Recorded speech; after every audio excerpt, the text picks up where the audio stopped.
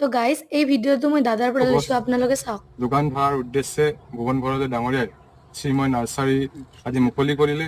আমি আশা ৰাখিছোঁ আহি থকা দিনবোৰত এই নাৰ্চাৰীয়ে এই অঞ্চলত এক সেউজ বিপ্লৱ আৰম্ভ কৰিবলৈ সক্ষম হ'ব আৰু এই নাৰ্চাৰীৰ উত্তৰোত্তৰ কামনা কৰি এই নাৰ্চাৰীৰ উদ্বোধনৰ বাবে আমাক নিমন্ত্ৰণ কৰি আনি সুবিধা দিয়াৰ কাৰণে তেখেতলৈ আমাৰ তৰফৰ পৰা আন্তৰিক কৃতজ্ঞতা জ্ঞাপন কৰি ইয়াত উপস্থিত আটাইলৈ আমাৰ সেৱা জনাই এই কাৰ্যসূচী ৰূপায়ণ কৰিবলৈ আগবাঢ়িছোঁ।